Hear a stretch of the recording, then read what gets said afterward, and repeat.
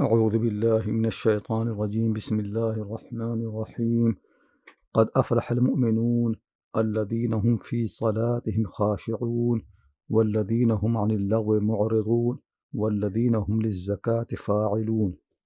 So Alhamdulillah, we are going to study Surah Al-Mu'minun, and in the last two terms we did Surah Al-Anbiya and Surah Al-Hajj, and now it is Surah Al-Mu'minun. And they are very much connected. But before I start the surah, I would like to emphasize two important points that keep in mind, that will help you not only to understand this surah but the whole Quran. The first thing is we have to understand really what is Quran, what exactly the Quran is. There are books, books of philosophy. They are very useful. They make you to think, but they are human, so they can have mistakes. You have every right to understand, and then after that you can differ. You can find actually opinions better than that. Even people like Aristotle and great philosophers, you can differ from them. Actually, people later they can find opinions much better than that. Is Quran like that? That we read it and then we differ from it, or think really some points are to be modified. They are not exactly true, or the time has changed. Now we have to find a new ideas, a new way. There should be evolution in human mind and thinking because of the time and space. Is the Quran like that? That we can suggest something, we can differ from it. So we have to understand what is exactly the Quran. So the Quran is not like any book of philosophy. What I mean by philosophy is, book of human understanding or human explanation. That's not what Quran is actually. The Quran is the book of instruction. That's what you have to keep in mind. It is a book instructs to you what to say, what to do, how to live, how to behave. So always keep in mind, whenever you read the Quran, it instructs to you, it guides you, it teaches you something. That was the Quran says, ذَلْكَ كِتَابُ لَا رَيْبَ فِيهِ هُدًى لِلْمُتَّقِينَ. So the introduction of the Quran is, it is a book of instruction. That understand it. It instructs you how to do. Like when you are learning driving, so you read driving manual. Do you read them to criticize them, to differ from them, or to find a better way to say something? No, it's instruction. You read them and you follow the instruction. You can't change it. You can't say, oh, I understood actually, but I know driving much better than these rules. I don't need to follow these rules. I still can be better driver and this and that. You can't do that, because these manuals are books of instruction. You have to follow them exactly as they are. If you differ a little bit, it will create problem. So this always understand. When you read the Quran, the way is always understand it is instruction. And also it's not instruction from someone like me and you. It is instruction from someone who owns us, who created us, who made us, who knows more than us, who loves us more than we love ourselves. Rahman Rahim. It is not actually like when your mother instructs, you respect. Really her intention cannot be bad because she loves you. Allah loves you more than your mothers. Mothers maybe don't know really. They love, but they don't know. So sometimes they can instruct something which is wrong. But He knows. He is Rahman Rahim. He knows. And also He is powerful. So whatever He knows, He can do it. So always respect the Quran. This is the book of instruction. Always keep in mind. This is very important to understand really. That when you're reading the Quran, it all the time, when it commands, whether it commands something, when men or women, it could be sometimes the commands are not easy for you. But don't have any doubt about the intention of the commander, because his rahmah is absolute, his mercy is absolute, his knowledge is absolute. There's nothing, no defect. So this is the first thing I want to teach you, that the Quran is book of instruction. Whenever you read the Quran, that what keep in mind. Instruction from the Creator, from the Master, from the most knowing, from the most merciful, for all these qualities. So that is the first thing we need to understand, because there could be some instructions the Quran that individually some of us will not feel very happy with, because they are not easy, because they go against our culture, our mindset. But once we obey them, you can see the wisdom behind it. So don't be the a kind of the way of the people who, when they listen, they reject. Quran says no. Be among the people who listen and then they say we obey. So be like the instruction, and you have to be obedient. Once I said this, and I also made clear that instruction is from the most knowing one and most merciful. Then second thing follows from that, and that is, it is a book which is intelligible. It's instruction, but you can understand it. It actually it does not impose anything on you. It explains to you. Quran keeps saying, it explains to you.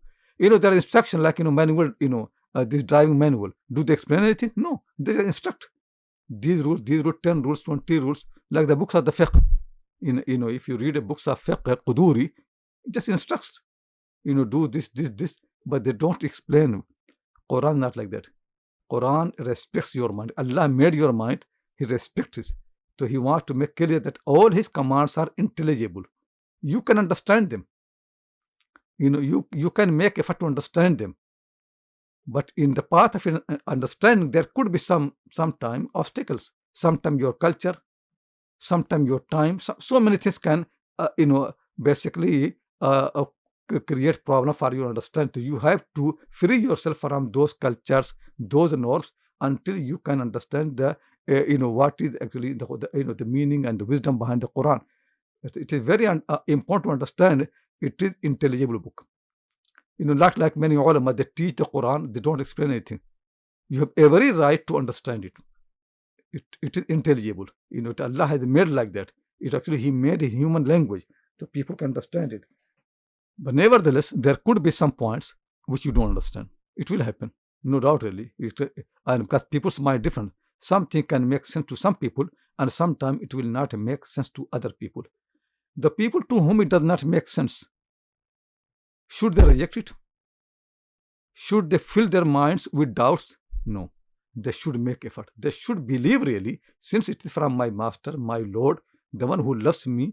So there could be intelligence, but I don't understand. Let me make effort to understand. Like, for example, when the scientists study the universe, they don't study the universe to criticize it. No. They study it to understand it, because they know it is so intelligible. They have seen so many times their mistakes that whenever they find a fault, it is always fault in their understanding, not in the universe. They can see it is so great, their own body, everything. They're so perfect, so complete. So they always make effort to improve their understanding, because they think there is something mistake. So they keep actually developing their own understanding. Same thing the Quran. When you study the Quran, it is more likely, it always will happen, because it is a book of the most wise. It is impossible for all of us to understand all the wisdom. But if you have in mind that everything is wise here, then this belief will help you. When you make effort, you'll find the way how to understand it, and then really doors will be open to your mind. So these two things are very important. The first thing is, it is a book of instruction. Second thing is, it is intelligible. It can be understood, and actually it should be understood, and it should be explained. People have to explain it. They have duty to explain to the people the meanings of these books. There are people who teach you the Quran. When you question this, it means you are not believer. You are kafir. You question the Quran. No, we don't understand question the Quran. What we want actually to understand it. Because Allah subhanahu wa ta'ala never imposes anything upon us. He makes clear it is intelligible book. It is actually to, he says, he explains. If he explains, I have every right to understand it. So it is fault of, if a teacher cannot explain, what it means really is, he does not understand. It is simple matter. If I am teaching grammar, and I cannot explain to you the theory of the grammar, then it simply means I don't understand it. If I understand it, I can bring many examples, this example, that example, until things become very clear to your mind. If I impose upon you, then I'm not a good teacher. Quran actually is a book of Allah. It teaches you. You want to make everything very, very clear to you. So these are the two things. If you keep in your mind, it always will be helpful, because there will be verses in the Quran which you don't understand. For example, the Quran will allow the men to have 4 wives, but the Quran will not allow the women to have more than one husband. It will not allow. So you have to understand, this thing very, very clear. Why is like that? Not, to object, think really that Allah is the Lord of men and women both. Why he has got these 2 separate rules? It will be in the Quran. Sometimes men and women both have same share in inheritance. Sometimes men get more than the women, and sometimes women get more than the men. It is arbitrary, or there is a wisdom behind it. You have to make effort to understand. When you understand it, you will be amazed that how each one is, really amazing. Each a separate law. So you can find this thing in the Quran.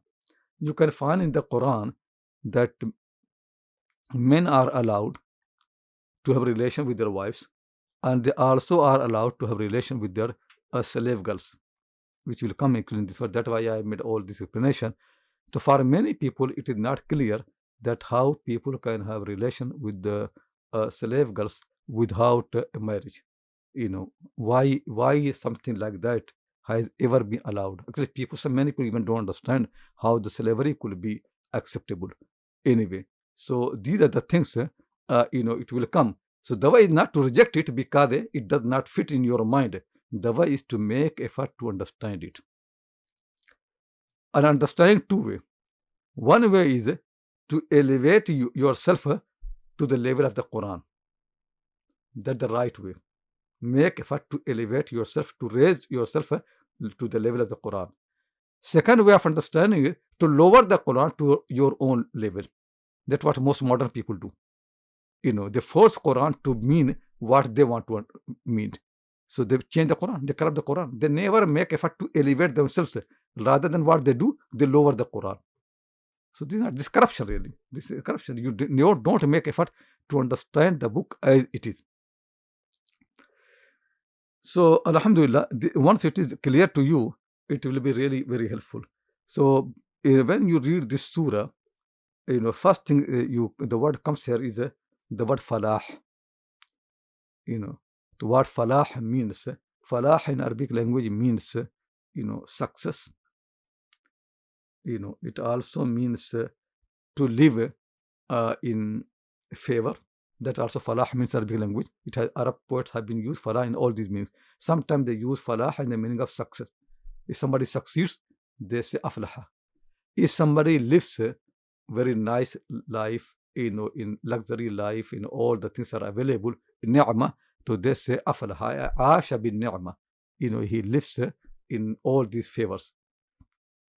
And also aflaha means in Arabic language something which is lasting. Good things which last, continues for, forever. To Arab people say aflaha, falah. Is it clear? So falah could mean success, like in any human language you have got the word success. But Arab people even use the word falah to mean aasha bin ni'mah. Somebody lives a good life, and they say he's aflaha. And also they use when the good things continue with you. So they say aflaha. Quranic word of aflaha actually includes all these meanings. They are contradictory. They actually include all that. So it actually success. It is living in the favor, and the favors are lasting. It will come here. Opposite of aflaha is in Quran, khasira, losing. So khasira is actually same thing. Khasira means when people are not successful. Opposite of success. Khasira also means when people don't live in the favor. Opposite of aasha bin ni'mah, people live a miserable life. Their life is not very good. And the third thing is when the people what they get, it does not continue. They lose very quickly. You got something, but you don't keep it. it goes from your hand. Got £1,000,000, but next day you lose it.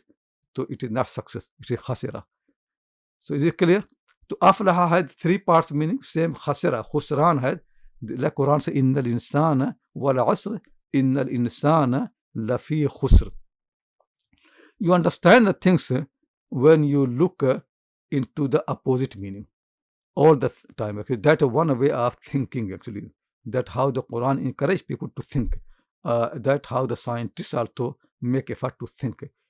Always see, if you read something, just think, if it is not, then what will happen? Like, for example, think really, if there is no Quran, what will happen? We've got the Quran. Had there been no Quran, what would happen? If we got the Prophet Muhammad sallallahu alaihi wasallam, had there been no Prophet, what would happen? So, falah, if there's no falah, what will happen? What will be what? So you have to understand really. And if say that somebody gets falah, then you have to know really. Then means people who are not, people other than them, they will not get it. So you have to always actually compare. So that helps you to understand the meaning very clearly. If you look properly, what is the falah? Success. That is always enjoying the ni'mah and lasts. Which one is the lasting one? In this world, do you have a success lasting? Never. The only lasting success is in the day of judgment, in the hereafter, when people are judged and they are into the paradise. So when Quran talks about success, Quran means success in the day of judgment. When Quran talks about the loss, khasira, it basically means loss in the day of judgment. Some part could be in this world, but this is not the world of reward. So there could be some, but many people of us, we are keen really to think success means in this world. Imagine the Prophet Muhammad sallallahu alaihi wasallam. Not that when he conquered Makkah, then after that all his life is just peaceful and enjoying. No. Problems keep coming to his life. Troubles keep coming to his life. All the time, from his wife, from family, from believers, from everywhere. His life never has, has been peaceful in that sense. Always a problem. All the time. Ibrahim alayhi salam, all these prophets always have problem in their life. But the only place where they will have no problem is the paradise. When they enter to paradise, they will have no problem. All the problems will finish. So that is the real success. That what actually means when Quran says somebody has passed the test, then it means what? It means he got the paradise. So success in the Quran actually means paradise. This surah was revealed in Makkah al-Mukarramah. So when Quran is promising the believers, promising the success and that we have read in the Surah Anbiya as well. At the end of the Surah Al-Anbiya, when Quran said, وَلَقَدْ كَتَبْنَا فِي الزَّبُورِ مِنْ بَعْدِ الذِّكْرِ أَنَّ الْأَرْضَ يَرِثُهَا عِبَادِيَ الصَّالِحُونَ. The verse number 105, where I explain clearly what al-ard means. Ard means أَنَّ أَرْضَ الْجَنَّةِ يَرِثُهَا عِبَادِيَ الصَّالِحُونَ. The land of paradise. It's not this world. Because you can see in this world, there are people like Isa alayhi salam. They did not inherit anything in this world. They kill, people made effort to kill them, Zakaria alayhi salam, and all these people, trouble after the trouble. And there are many, many believers actually in this world, they don't get anything. They live a life with nothing. So when Quran talks about the success, meaning is the success in the day of judgment. But it does not mean that the believers in this world don't get anything. Yeah, they get sometimes something, but that's not a promise. That's not necessary. The real promise that Allah has made it in the day of judgment. So always understand that when Quran, and you will see in this surah, after a few verses, it is coming very clear. You said, Ulaika humul warithun. The verse number 10. And that said, Alladhina yarithuna al-firdaus hum fiha khalidun. That actually explanation of the meaning of aflaha. The word, this whole set, it is actually basically one whole set of the verses in Surah Al-Mu'minun. They're all connected. Then new things start. From the verse number 12, وَلَقَدْ خَلَقْنَا الْإِنسَانَ. From the verse number 1 to 11, it all connected. So what is أَقَدْ أَفْلَحَ? That has been explained in this one, the verse number 10. أُولَٰئِكَ هُمُ الْوَارِثُونَ. Warithun could not be clear to the people. So then the Quran says, Alladina yarithuna al-firdausa hum fiha khalidun. Those who inherit paradise, and they will remain in paradise forever. So that's what success means. That's what real success really is. Believers should work, because this, think really how quickly passes every success. Every happiness which passes, you don't enjoy it. It's gone from your hand. It's not a real thing. A success which remains with you, that's a real success that you can enjoy. So Allah is not going to reward you something temporarily. His reward is not like that. His reward must be lasting, must be permanent. So the meaning of falah, fawz in the Quran, is always permanent. Something which people get forever. They never lose it. So when the Quran says, Inna al-insan lafi khusr, mankind the loser. Among the mankind, those who lose, even Pharaoh. But Pharaoh, actually, from the worldly point of view, he spent time in luxury, in favor. His palaces, army, all those things. Still, Quran calls him loser. Why? Because none of these things lasted. They are just for a while. Any good that you get and then you lose it, you are not successful. You are not really gainer of anything. When something comes to you and then you have to leave it, you are not getting anything. That's how this world is. In this world, whatever you get, either you leave it or it leaves you. One day you die, you leave it behind, or it leaves you. Before that, nothing remains here. So Allah cannot promise you something like that. Because the world is for testing anyway. So what testing means? Testing means that when you pass one test, a new will come. That's what testing means. Until you die. When Allah said that we must test you, it does not mean one test. It means test after the test. So when after test, there are new tests coming. It's not to be enjoyed. It is hard. It's not easy. It is. The people have to understand really. The world is for test, not for reward. If you have problem, problem in your life, your children, your family, your wealth, your property, your money, every day new problem will come. Nuh alayhi salam worked so hard, 950 years teaching the people according to the command of Allah. So obedient. Quran actually says that he was abdan shakura, so grateful to his Lord. Tell me what happened to him. When Allah subhanahu wa ta'ala saved him from the flood, he said to Allah, my son is from my family, save him. Allah said, no, Nuh is not from your family. Then Nuh has to be patient. He had to do sabr. He can't get this is a new test for Nuh. After 950 years, you think now he should enjoy? No, it's still test. A new test that, he loses his son in front of his eyes and he cannot help him. And he cannot even pray for him. If he wants to pray, Allah says, no, you are not allowed to do this. This you are not allowed. And he passed the test. So this is always, because many people really, that what one thing I complain, I criticize Islamic movements. Islamic movements in the last 200 years, all of them, what they do is, they promise you success in this world. Since they can't deliver, they all fail. Islamic movements, all the time, if you read the literature, all the time they keep talking about Islamic State, power, Khilafah, this thing and that thing, glory of believers. All the time they keep talking. Hardly they talk about the Day of Judgment, about the hereafter, about paradise. Hardly you can. Because the last Khilafah, they want glory. In glory time, then you are not going to be successful necessarily. It is a glory time when Umar was killed. Can you imagine a Khilafah for Muslims better than Khilafah Umar? He is the Khalifa, most powerful person, and Islam got all the glory because of him, but he himself is killed. Uthman inherits, but last days of his life is full of troubles until he himself is killed. Then the fourth Caliph Ali, he is killed.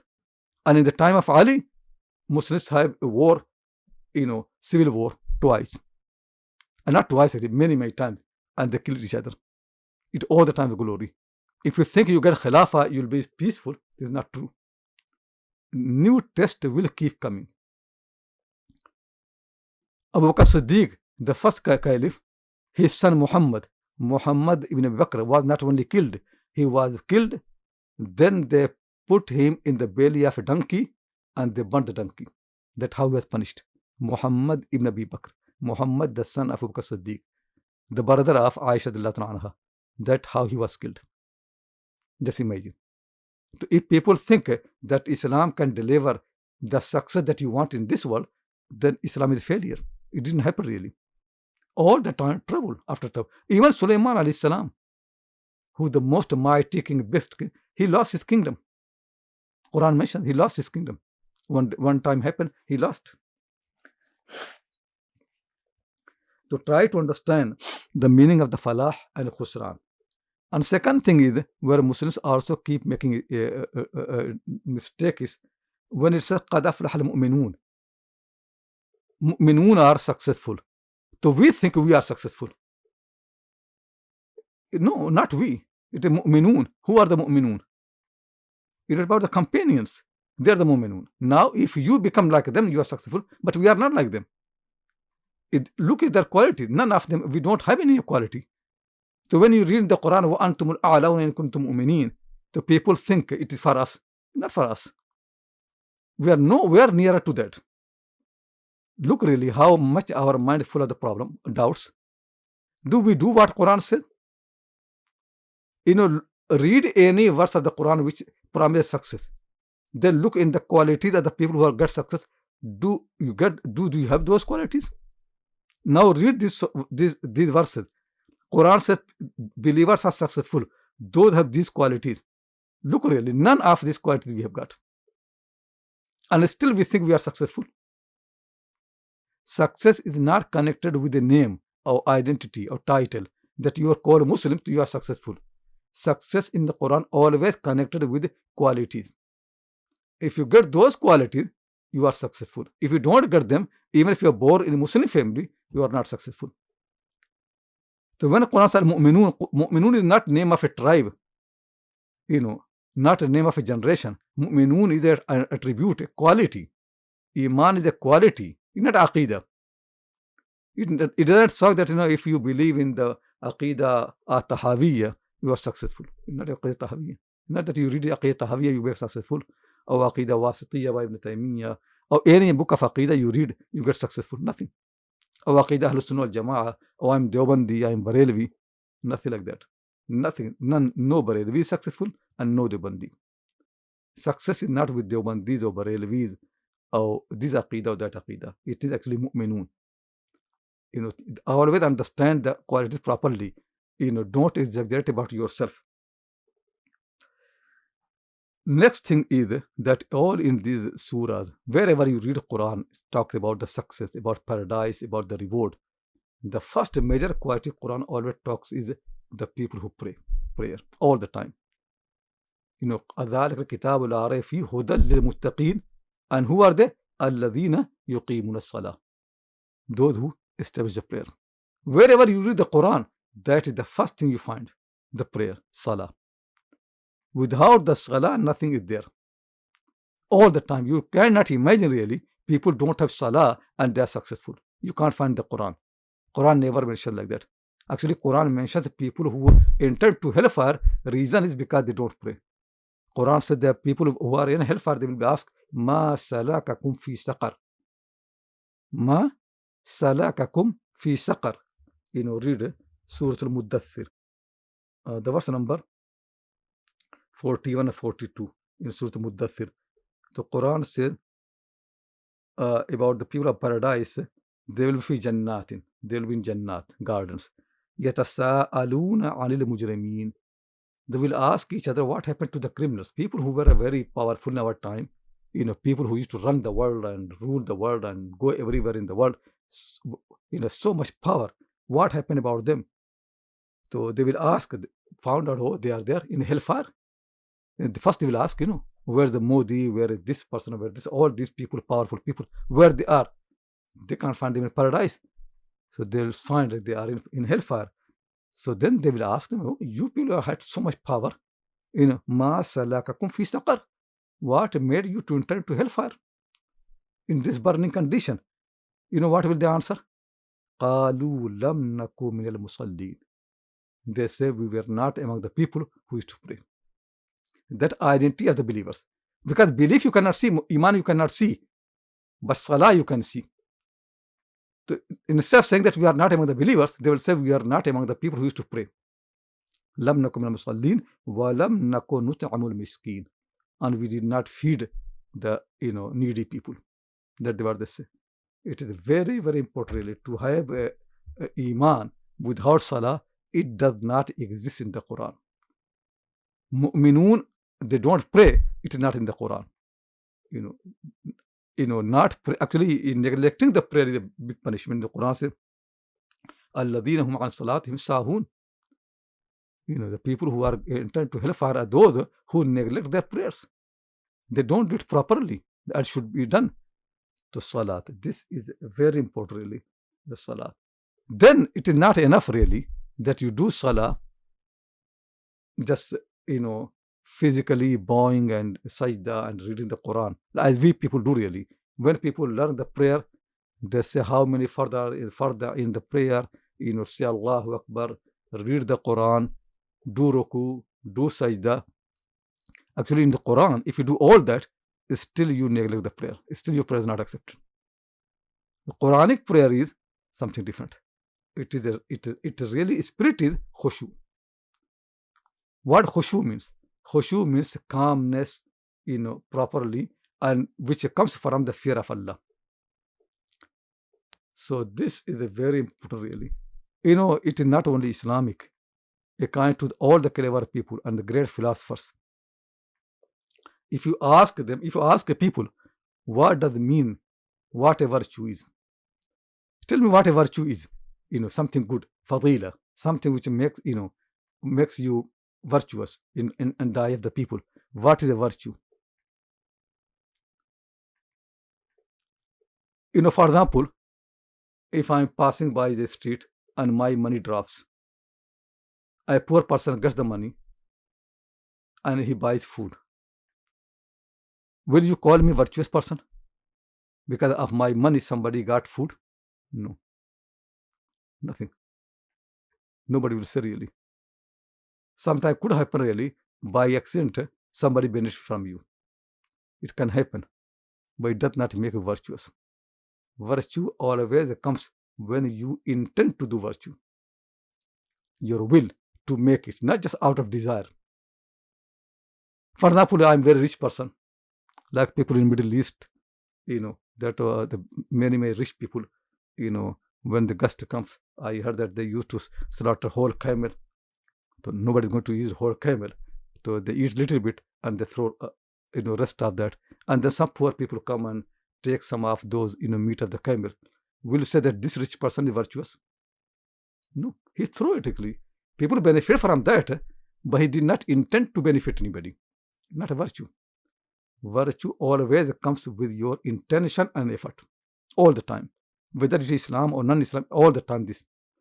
Quran says actually the prayer will be prayer when there is intention. It coming from the heart. You fear of Allah makes it happen. Then it's khushu. The khushu is min khashiyah. When fear of Allah comes, and then your body becomes in calmness because you see Allah. Allah is that how khushu comes. That what the prayer is really. Tell me which is the prayer that you spend time all the time in learning in your life. Not this prayer. You learn the prayer of Hanafi madhab, Maliki madhab, Shafi'i madhab, Hanbali madhab. We never make effort to learn the prayer of the Quran. The prayer of the Quran is something completely different. It's not that prayer.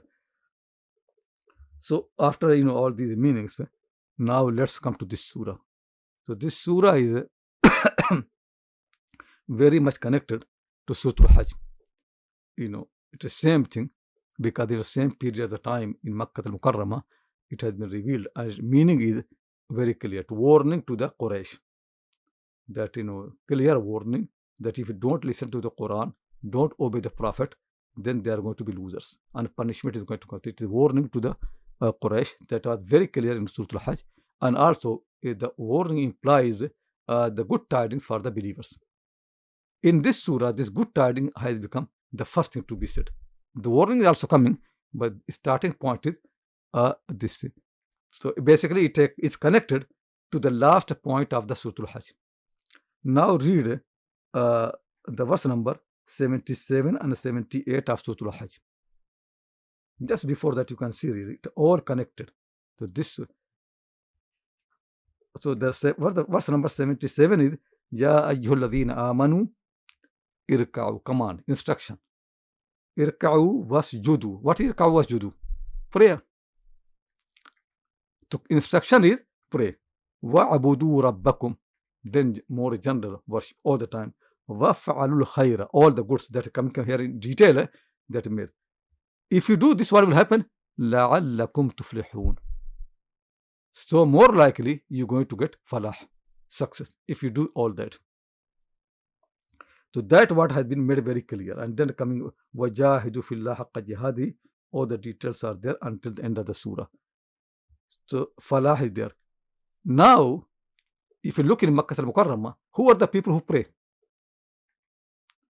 Companions. They are expecting really, they're hoping to get the success. Now the answer has come in this surah. That if you really have been praying, you following my instruction, yeah, you are going to be successful.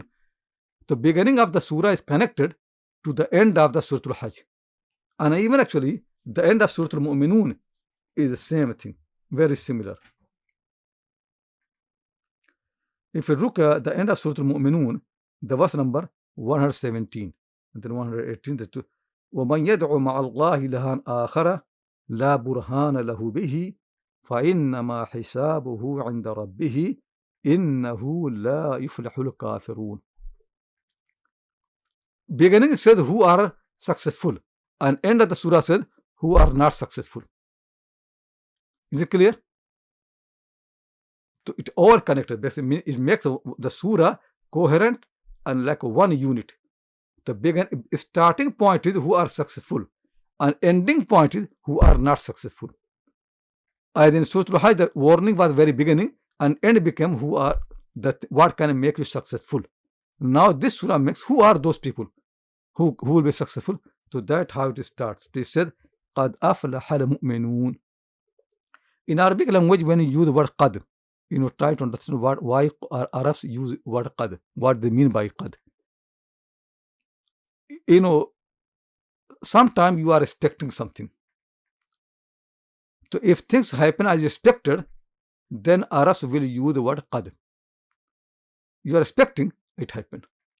If it does not happen what expecting, then they use the word lamma. So for example, you are waiting for your son to come, and then somebody says lamma ya'ti. He has not arrived yet. When you use the word lamma, when you're expecting, if you're not expecting, nobody will say lamma. Then simple thing lam ya'ti. If you say lamma, it means you are expecting, but it did not happen. Like we are waiting every day at time of iftar that when the sun sets we eat. Then you ask your children, has sunset? What the time? So they'll say no, it's not yet time for iftar. So they'll say lamma taghrubi shams. The sun has not set yet. What means sun has not set yet? It only will be said if people are expecting. If you're not expecting, nobody will say lamma taghrubi shams. Lamma is only used when you are expecting. When you want something to happen, it did not happen, you say lamma. If it happens, then you use the word qad. So like you're waiting whether the sun has set or not, and then people say qad gharabat. Yeah, it happened. Qad gharabat. It already has set. So you're expecting, it happened.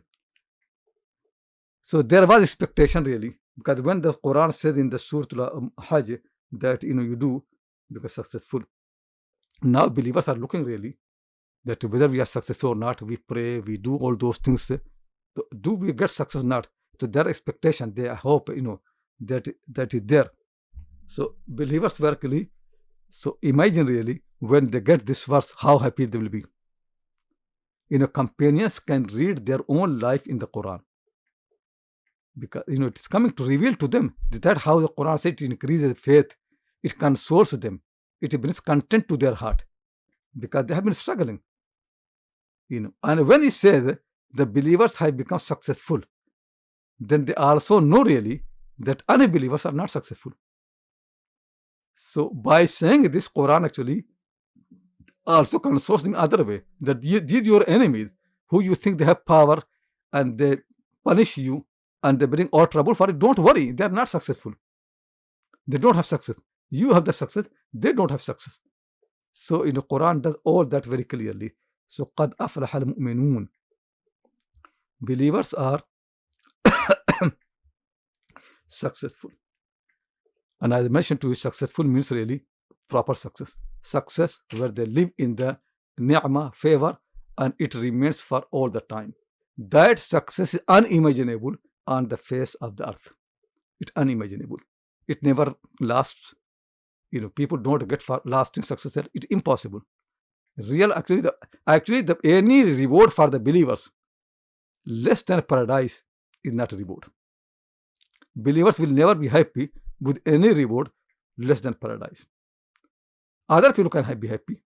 Some people think, they become prime minister or president of the country or this post or that post, they succeed. But the believers not. Believers actually don't want anything less than paradise. Paradise is the one thing that they really want. That's what they're looking for. See, wife of Pharaoh, she has got all the things. She's a queen and this and that, but she's not happy. What she said, Allah subhanahu wa ta'ala said that Allah has made wife of Pharaoh as example for the believers. إذ قالت رب ابن لي عندك بيتا في الجنة. When she prayed, oh my Lord, build for me a house in paradise. Yesterday I was talking, in something, in a program about ibadah. So I managed, if somebody asked a question that, I'm a reverter and I'm not allowed because my family will not like me to pray openly. So we are oppressed people, but we feel really that we don't do enough. So I said, no. Who can be more oppressed than the wife of Pharaoh? She had no freedom. Still, she is the example for all the believers. Not she's the best, one of the best person. You could be oppressed. You could be actually living in a in a prison. Still, you can be the best person on the face of the earth.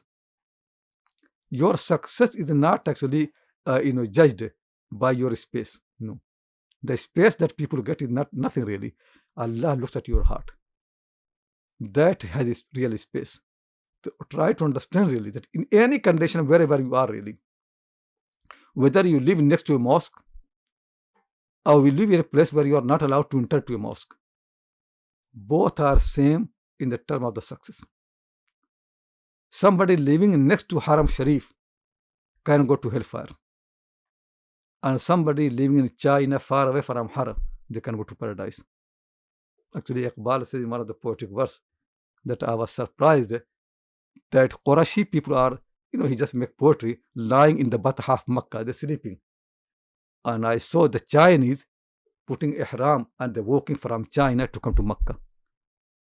So Chinese could be coming to Makkah in ihram, and people of Quraysh lying down in Batha of Makkah next to no ihram, nothing. They don't understand the importance of Makkah. It could be possible. So, that is a big console for anybody. It doesn't really matter whether you're Arab or Ajam. Whether you live actually far away from Haram or next to the Haram. It doesn't matter. It is the conditions of a success or same. People who live next to Haram, they have to make same effort as the people who live, thousands of miles away from Haram. It is same success. It is same thing. People who lived in the time of the Prophet ﷺ and people who live after that, same effort. Effort will be the same. People have to make same effort. It all the time understand really. That's what a big consoling for believers. You are never lose really. Your loss is you, not the space and time. So never think, since I'm not a Qurashi, I'm not from the family of the Prophet, how can I be successful? No. Because this is done by Allah. Your success does not depend on any of this. It only depends on your effort. You think, I'm a woman, I cannot do enough. No. You can be a woman and you can be much more successful than any man. Nothing can stop you from success. Nothing. It is certain qualities. If you get them, you are successful. And those qualities, same for everybody. Quran never makes distinction between Arabs or non-Arabs, male or female, poor or rich, nothing really. A poor person can enter to paradise before rich person. Actually, in the day of judgment, you will see many masters will be in hellfire and the slaves will be in paradise. In paradise, you will see really many wives will be in paradise and the husbands will be in hellfire. Different place, because it is connected with certain qualities. To try to understand when it was revealed in Makkah al-Mukarramah, it was, imagine what is happening really. Who are the people who reading this verse when it was revealed? Many of the slaves. Bilal from Habasha, a black person, a slave. He does not even have fair skin. He's not from Quraysh. He get hope from here. But same verse is transmitted to Abu Jahl and Abu Lahab. Fair skin, leaders, handsome, attractive, people of power. Abu Lahab was very handsome. And people said that's why he was called Abu Lahab, because Lahab means like a flame. So he was so handsome like a flame. And what happens? He does not have success. So to always try to understand it. That's why don't be arrogant, don't be proud. Anybody who does not have resources and facilities like you, still he can be better than you if he walks on the right path. The Quran says, قَدْ أَفْلَحَ الْمُؤْمِنُونَ. Mu'minun are successful. And Mu'minun in the Quran is not name of a tribe or any people of any country. Mu'minun is people of certain quality, those who have Iman. And Iman is always in the mind, with the mind. It comes with the thinking. That's why when you think more and more, you get the highest level of Iman, and that's tawakkul, trust in your Lord. So the mu'minun basically means those who place their trust in their Lord. That's mu'minun, and trust is from the heart. Trust not the word. You don't say, "Oh, I trust in you," and you don't actually believe in anything. Trust is from the heart. You become content. Iman is a really amazing quality. Iman is not by accident. Iman is never inherited. Iman is effort. You don't get Iman unless you make effort. And not simple effort. It's really forcing yourself against all the tides of time, and people really are going in one direction. You going in a opposite direction. Forcing yourself. Iman is bravery. Iman is the way of the people of courage, not the way of the lazy people. Lazy people can't be believers. It's always effort, working hard, having courage, thinking. That's what makes you Iman. If you don't think, you can't be believer. Thinking, but thinking doesn't mean thinking of the scientists. Different thinking in the Quran. Thinking about this universe in a different way. That really it is not going to last. If made by Allah, created by Him. He expecting you that you worship and obey Him. So Quran says, قَدْ أَفْلَحَ الْمُؤْمِنُونَ. Actually, this word is enough, mu'minun. But many people don't know what exactly mu'minun are. So then the Quran mentions some signs. You can know exactly who are the mu'minun. These signs. So they are like a right fruits of mu'minun. So when you are mu'min, these are the fruits. These are what will happen. These are the things which be very clear from your behavior, from your conduct. Very clear. People can see it from you. الَّذِينَ هُمْ فِي صَلَاتِهِمْ خَاشِعُونَ. Those who do khushu in their prayers. As I mentioned to you, khash'ad means calmness, humility. But a humility which is emanating, coming from your heart. When heart is humble, and then every part becomes humble, that is khushu. So when you stand in front of your Lord and think your heart has think Allah is in front of you, and then because of Allah, you believe in Allah in front of you, you become calm and nicely. That is khushu. Is it clear? Khushu is not just lowering your eye in the prayer or calming your body. That is important, but khushu comes from the heart. If the heart has no khushu, then khushu of the body is not important. It's the heart. That's what matters really. to always understand, that's why the Quran said, that لو أنزلنا هذا القرآن على جبل, what will happen? لرأيته خاشعا متصدعا من خشية الله. If Quran had been revealed to mountains, you will have seen the mountain khashi'an, humble, mutasaddi'an, being in pieces. Why? Because of the fear of Allah. The khushu should arise from the khashiyah. If khushu does not rise from the khashiyah, it's not khushu. To always understand, really, it should be the heart. So don't be impressed when you see people, pretending to be in khushu. That's not khushu. Many imams, they start crying in the prayer. So that's actually very bad manner. It should not happen. People do this, and sometimes they cry they make dua, and the people make all these are very bad manner. People of the truth, they hide these things. They don't make it happen. When they're crying, like Abdullah Masud, people, you read their stories. If they're crying and you intend to their house, they'll make something else. That's why the tears come. They will never say it because of the fear of Allah. They want to hide it. But in our time, people show it. It's not showing off, really. It is something different. It is actually the heart should be in fear. Not necessarily, tears come from your eye, but tears should come from your heart. What matters? Crying of the heart, not crying of the eye. Crying of the eye is the result of crying of the heart. That's fine. It is also praiseworthy if it comes from that. But if maybe your eyes have no tears, still you are in the full khashiyah. Because what Allah looks is the cry of the heart, your heart's cry. To always understand it, focus on the right place. Don't make just tears come from your eye. That's not what matters. Actually, if no tears come from your eye, still you could have full khushu. That height. So the alladhina fi salat. Then it says salat. What salat in Arabic language means? Salat means aqbala, to turn to something. That was salat means. That's why this word actually used to intend to hellfire. Sayaslawna nara. They will intend to hellfire. The Quran has used. Why? Because you turn to hellfire. So salah basically turning to something. You can turn to Allah, you can turn to hellfire. It's all turning. So salah is when you turn. Aqbala ala. Turn. And iqbal always is effort. You make intention to turn. You want to face it. So that is salat. Salat is why it is salat him their prayer? Because they are the one who is performing. So that's why Quran relate to them. So in Arabic language, you can make fa'il or maf'ul, either mudaf ilayh, it's more detail, but I don't want to intend to do anyway.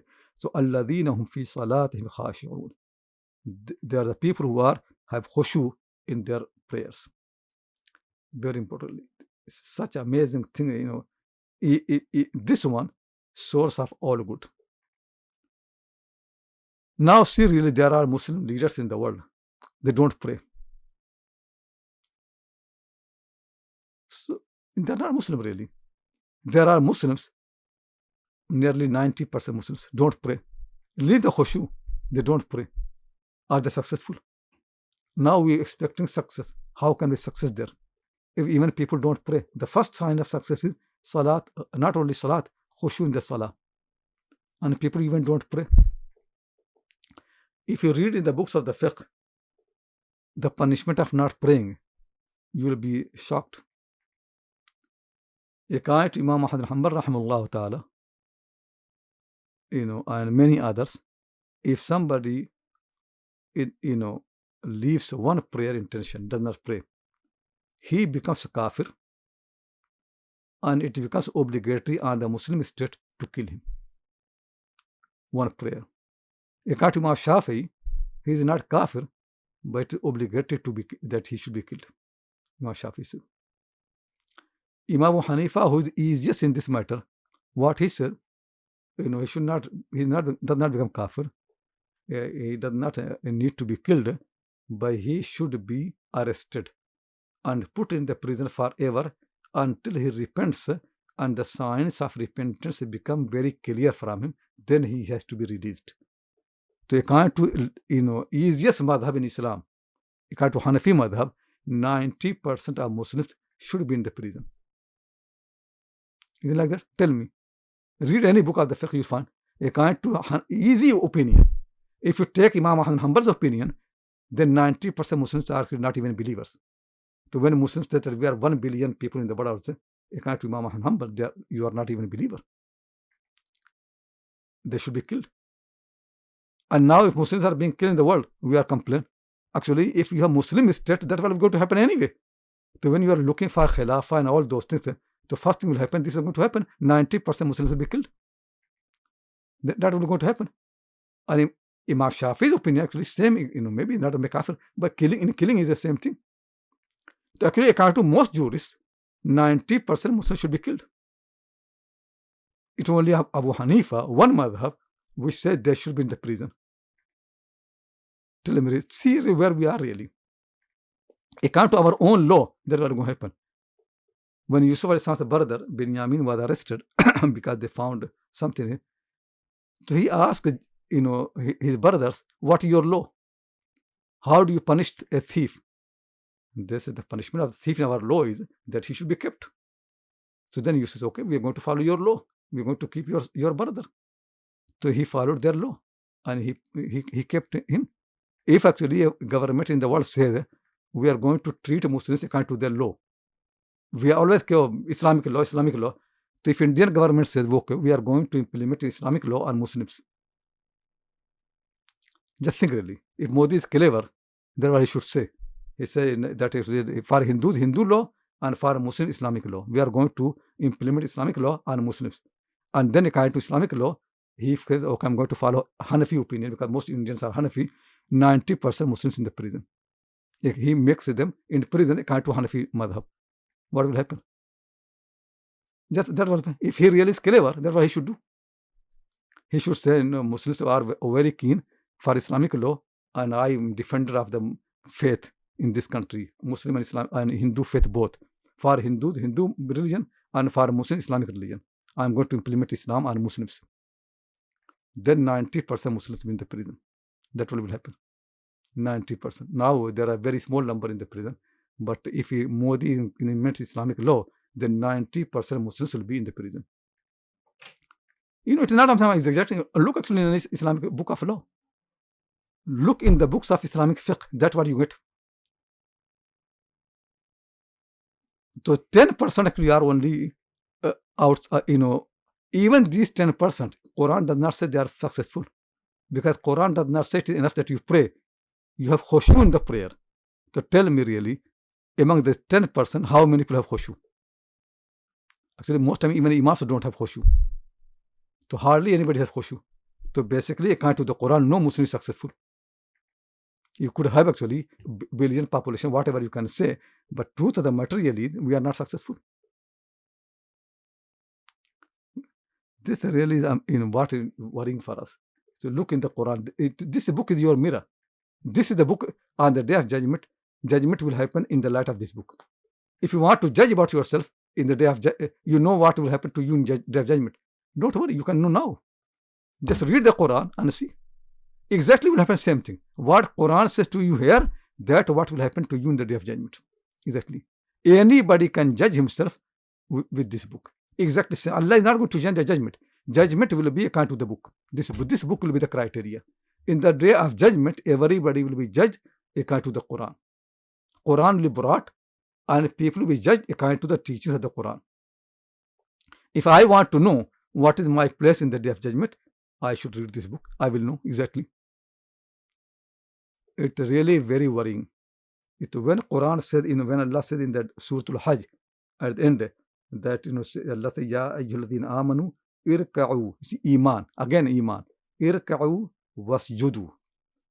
Now the people of Makkah starts looking, who are these people? Qad aflaha al-mu'minun. Iman and ruku and sajda with khushu. Really, Meccan people, those who are believers, all of the past, Abu Bakr Siddiq, Umar, Uthman, Ali, Bilal, Suhaib, all these people, all of them are successful. Very small number, but they all successful. They could see really, they all successful. Now we are a huge number in the world. 1/5 of population of the world, or maybe 1/4 of the population of the world. But hardly you can claim really any group of the believers, is successful. None of us. Tell me really, when we are not successful, is it because we don't have Islamic State? We don't have power? We don't have space? We cannot blame anybody. Just ourselves. None of these things are prohibited by any state. Nobody in the world, whether you are if you live in Israel, Israeli Prime Minister never can stop you from khushu in the prayer. He has no power over that. He can put you in the prison, but he cannot stop you from praying with khushu. That he never can do. If you live in India, same thing. Live anywhere, nobody stops you from that. Muslims keep complaining all the world that we are in very difficult life, really. Okay, leave difficulty. Tell me really, whatever space you have got, do you use it properly? Do we really deserve any better space? Because the space that we have got, we don't use it. And this is what we need to understand really. One of my teacher, Maulana Shahbaz rahimahullah ta'ala, he used to say that, it is not that Jews are against us or Hindus are against us. No. He used to say, Allah is against us.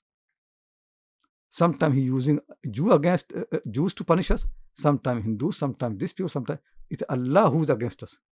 Not Jews or Christians or Hindus or this. Allah has become against us. He is not with us. That was the real problem is. That we did not make Allah with ourselves. That was the easiest thing to do. It's still easy. To make Allah on your side, you don't need a power. You don't need money. You don't need a state. You don't need anything really. You can make Allah on your side. With all the losing every space, still Allah can be on your side. It is so easy. That's what we don't have. If Muslims understand really, then they should not complain anyone other than themselves. So Quran says, قَدْ أَفْلَحَ الْمُؤْمِنُونَ الَّذِينَ هُمْ فِي صَلَاتِهِمْ خَاشِعُونَ. Those who are humble and fear of Allah in their prayer.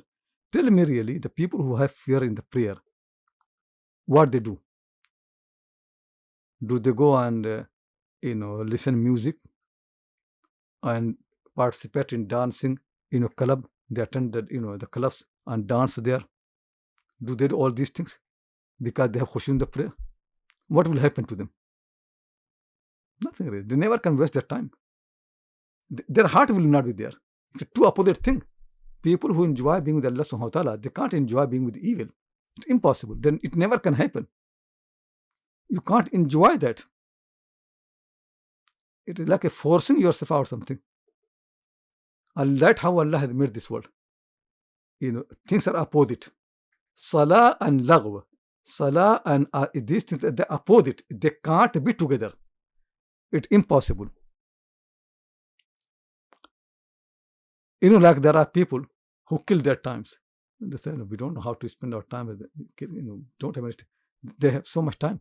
But there are people who really feel pain in killing their time because they're busy with something more useful. So opposite thing, there are people who want to kill their time and there are people who don't want to kill their time. They want to save it. So now Allah says, الَّذِينَ هُمْ فِي صَلَاتِهِمْ خَاشِعُونَ, and Quranic way to put both things together so you can see the full picture. So what says, وَالَّذِينَ هُمْ عَنِ اللَّغْوِ مُعْرِضُونَ. Lagwa means anything which distracts you from your basic function, your purpose in the life. It's full. If your father sends you to do shopping, and instead of shopping, you start watching a game or football match or something like that, that's lagwa. Because you neglected your duty.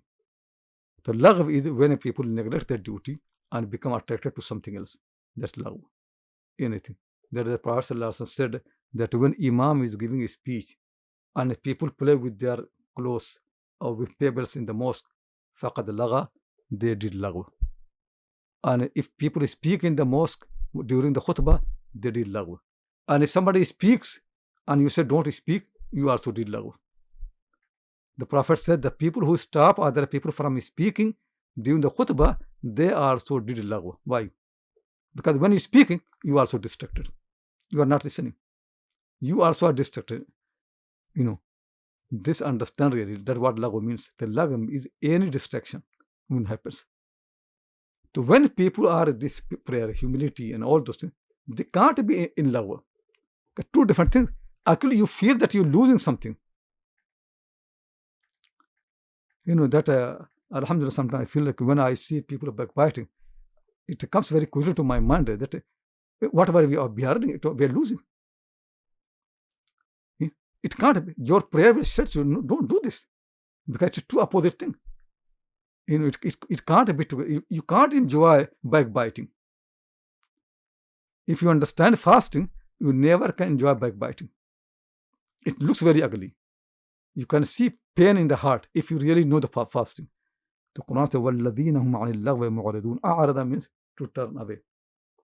Those who turn away from the lagwa, from all those things which actually are like lahwa, la'ib, amusement, they distract you from all distraction, they turn away. A'rada in Arabic language, though it means, like to turn your face, but it is more than that.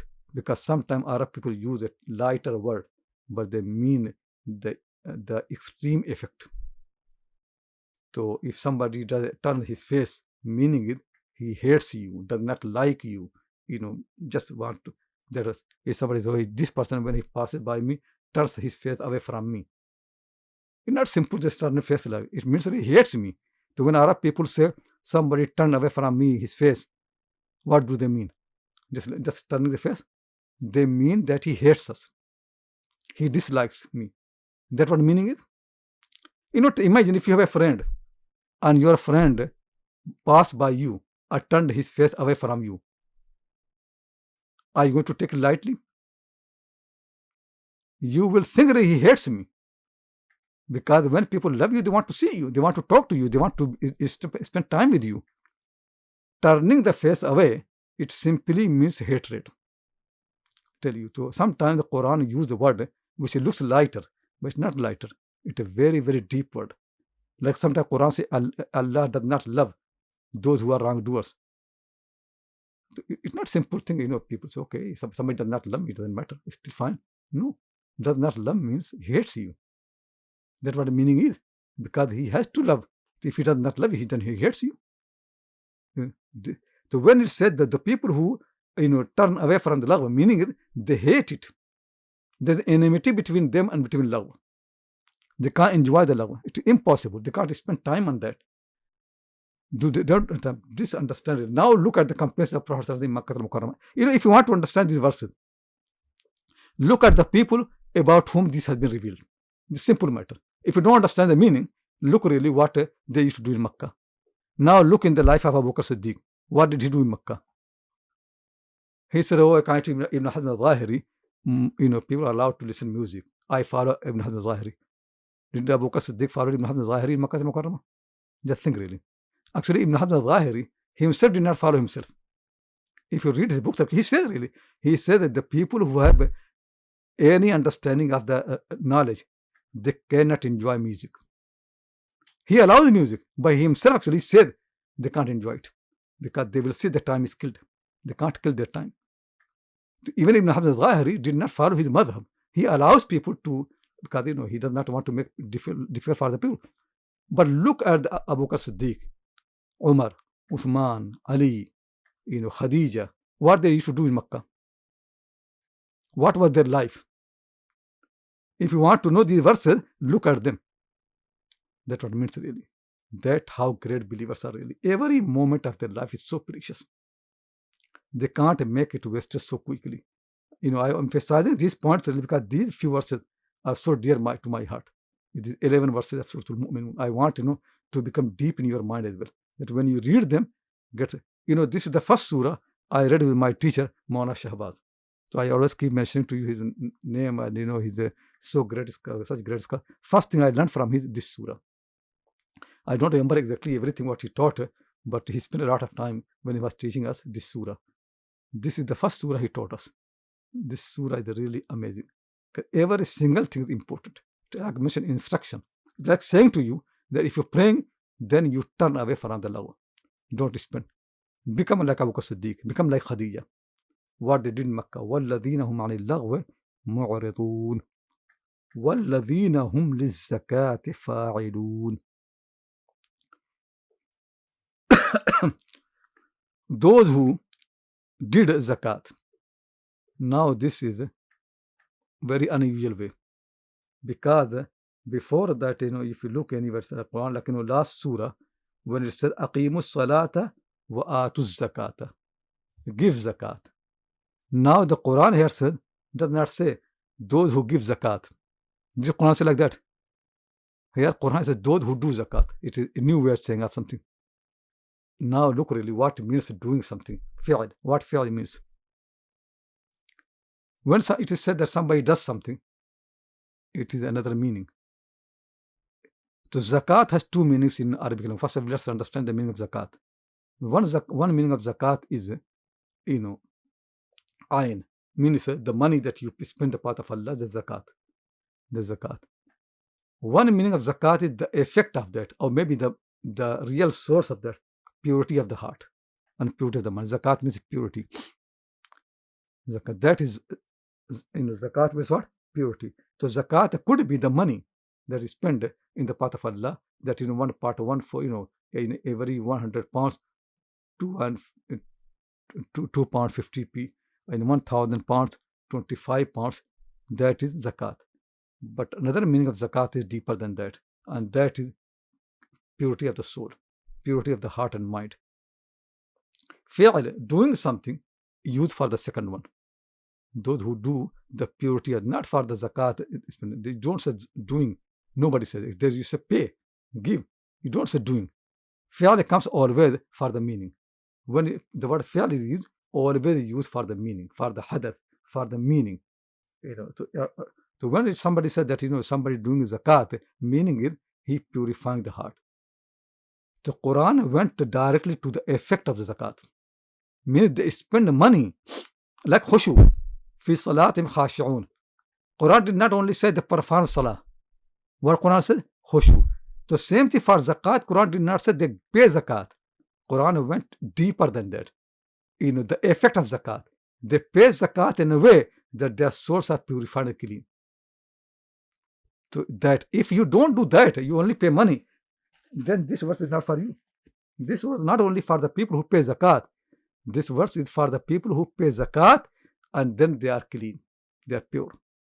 Like fi salatim khashi'un is not only for the people who pray, for those who pray, and the prayer comes from the depth of the heart and mind, the fear of Allah. So similarly, zakat here means they pay money, but they paying money cleans them, make them pure. This is the money really. This is meaning I remember my teacher explained so much. Though the other meaning also people say can be understood, because they said then the word can be alladhina hum li'ada'i zakat fa'ilun. Those who do the ada of zakat, to giving the money. Yeah, it could be, but why we should go for that? I don't want a word.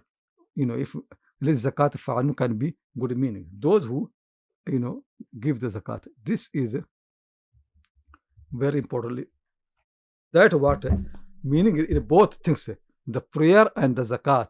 Quran using the mind and the heart, not physical thing, not physical prayer, not physical giving the money. More depth than that. And actually that why the Makshi, when he mentions these things in his tafsir, he said وكان الرجل من العلماء إذا قام إلى الصلاة هاب الرحمن أن يشد بصره إلى شيء. In the past, when the ulama, anybody, they used to stand for the prayer, Habar Rahmana. The fear of Allah, Haiba of Rahman used to be deep in their heart, so they did not like to look here and there. أو يحدث نفسه بشأن من شأن الدنيا. They did not like any thoughts of dunya to occupy their mind when they had the prayer. Then he mentioned this story. Hassan Basri, once he saw a man playing with the pebbles. He was sitting in the mosque and playing with the pebbles, and he was making dua. What he said? Allahumma zawwijni al-hur al-ayn. Oh Allah, marry me to Hurain, these women in the paradise, beautiful and all those things. And he's playing with the pebbles. So Hassan said to him, بئس الخاطب أنت تخطب وتعبث. How bad you are as a khatib. You propose marriage, you want to marry someone and you just busy with something else. You want to marry Hurain and playing with the pebbles. So just imagine really, this is what Quran is saying. Zakat is not like in our time really. People give zakat through the charities, then they forget. It's like a burden. You want to just become lighter. That's all really. You even don't want to meet the poor people. Don't want to see them. You don't want to sit with them. You don't have, you don't. It doesn't really clean the heart. When you write a check or transfer the money from your account to another account, generally it does not make anything. Does not make any change in your heart. Just you think satisfied that I have paid zakat. That's not what Quran. Do you think Allah needs your money? Cannot He make everybody rich? He said, "Lillahi khaza'inu samawati wal ard." All the treasures of the heaven and earth in His hand. He just creates. He does not need anything. He made all poverty and richness to help us, to clean us. The poor are clean and also rich are clean, to purify. That's what zakat means. If we don't do zakat with that intention, Allah does not need our money. So these are very powerful words to understand properly. That for the prayer, Quran says, "Fi salatin khashi'un," and for zakat, Quran says what? "Liz zakati fa'ilun." Most Muslims, when even as young people or even people who go on to study and they want to delve into the religion more, we are taught all of the external things at the expense of all of the internals. Like in any Muslim country, maybe in school they teach them to pray, but they will only teach them the fiqh of prayer. And khushu' only goes so far as to give like a definition, like you have to focus. But there's nothing about having the hayba in your heart of Allah subhanahu wa ta'ala. And I'm just wondering if this is subhanallah in the Quran, and we can see it in the just in the Sunnah of the Prophet ﷺ and the companions, and yet I think that a lot of curriculums it seems that they miss this. Like you don't see it so much. You see fiqh of salah, you see fiqh of fasting. Maybe somebody will mention something in the beginning, like you have to turn yourself to Allah subhanahu wa ta'ala, but then it solely focuses on the outside. So sometimes, are the Muslims, the fact that Muslims, don't have khushu', is it a part of it is that they're not taught khushu' or these meanings of the Quran? Everything is just very technical. Do this, you will get this, like a mathematical equation, and not really these feelings in the heart and how to really have khushu' and to really have, do tadabbur over the Quran and fast in the correct way and so on and so forth. The thing is, I have been teaching actually for the last few years, this thing emphasizing that many people think religion is what is seen by other people, what is observed by them, what is judged by other people. No, a religion is between every individual and his Lord. And Allah knows more than the people see. A religion actually is what is seen by Allah, not by the people. And what he sees is the heart and mind. That's why the Quran said that لَن يَنَالَ اللَّهُ لُحُومُهَا وَلَا دِمَاؤُهَا وَلَكِنْ يَنَالُهُ التَّقْوَى مِنْكُمْ. When you sacrifice an animal, so then the flesh and the blood of animal does not go to Allah. What goes is the condition of the heart that you had at time of slaughtering. That's what goes. When you pay zakat, this money does not come to him. What comes to him, what was condition of your heart and mind when you paid zakat. When you pray, then this physical movement does not go to him. What goes really, how did you think? How do you understand what was the condition of your... To always understand when, it is very, some people don't understand when I say to the people, the religion is basically between the people and their Lord. The people think that, we are limiting the religion and we don't want to talk about society and state and all those things. State, society are important, but that's not what Allah is going to judge you, that how are your society. He is going to judge every individual. It is between you and your Lord. Think, your prayer is what is understood by Him. So when you pray, think really how much it was for Him. How much did He accept? Leave the people. Like, when we read the Quran, all tajweed and all nicely. So, it's so accurate and very nice tajweed and all 100%. Think really that when I'm reading, how much is accepted by Allah? How much for Him? That was prayer is for Him, not for the people. to every part of the religion. That way, don't expect reward from the people. Actually, I was, thinking just the last 2 days about something that, sometimes I lose a patience. I'm thinking that why Quran calls patience as ihsan. Reason is when you don't expect people and only Allah, you do things nicely. So even if people annoy you, they don't behave, you don't understand you, don't appreciate you, still you are patient. You are good doers. You are muhsin. You do things nicely. Then Allah wants to see really. Because when you do things for the people and they don't appreciate, you become very bad. You really mind it. But if you do for Allah, it really doesn't matter whether people like or don't like, appreciate or don't appreciate. You focus on that. It is very, very difficult. When you do that, then you become muhsin. And then all the rewards come. Allah loves people when they're muhsin. You look in the Surah Yusuf, how nicely it is. Just last night I was reading Surah Yusuf, and every time I read it, I always get some good points. One thing keep coming to my mind. Look how Yaqub al-Islam is. All problem caused by his sons. But he's never annoyed. Always nice to everybody.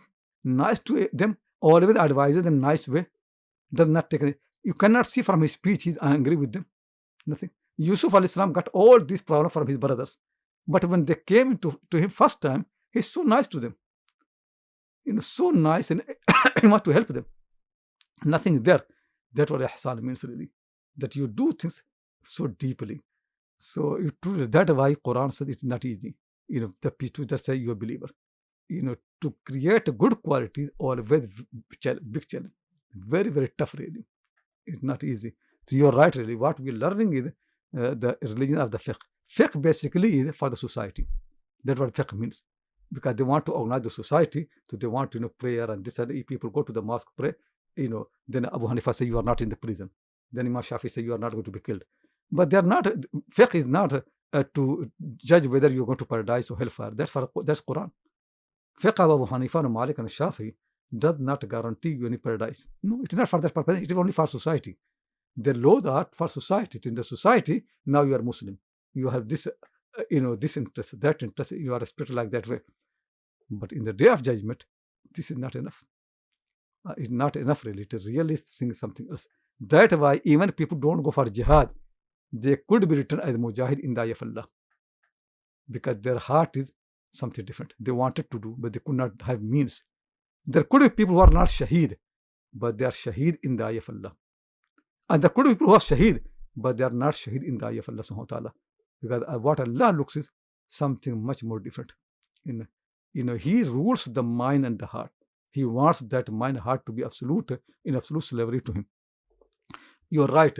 That's what actually is most aware. That's why I have seen many times whenever I explain something in Urdu language, write some article, most time even the ulama, they don't like it. They criticize very heavily and they think, I'm changing Islam and things like that.